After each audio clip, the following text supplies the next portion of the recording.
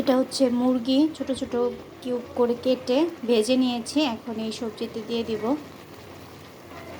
এটা আসলে একটা সবজি রান্না হলো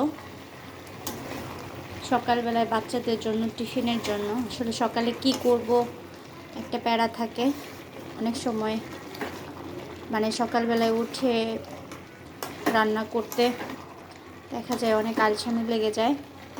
তো এরকম একটা ডো বানিয়ে রেখে দিলে তো পরবর্তীতে আমি একটা পুলির মতো করে বানিয়ে দিব বা সিঙ্গারা শেপ দিয়ে বানিয়ে দিব।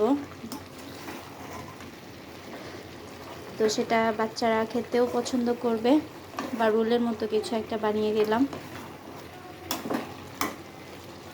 তো এরকম যাদের ছোট বাচ্চা আছে, সবজি খেতে চায় না, বিশেষ করে এই প্রসেসে আপনারা বাচ্চাদেরকে সবজি খাওয়াতে পারবেন। বাচ্চারা তো এমনি সবজি খেতে চায় না। তো এখানে সব ধরনের সবজি দেওয়া যাবে। সবজি দিয়ে মুরগি দিয়ে এভাবে রান্না করে দিলে আপনি রোল শেপ বা সিঙ্গারা শেপ বা পুলি শেপ যেটাই দেন না কেন, বাচ্চারা খেতে খুবই পছন্দ করবে। তেলে ভেজে দিলেন বা আপনি ভাপ দিয়ে দিলেন, আপনার ইচ্ছা আপনি কিভাবে বাচ্চাদেরকে খাওয়াতে চান।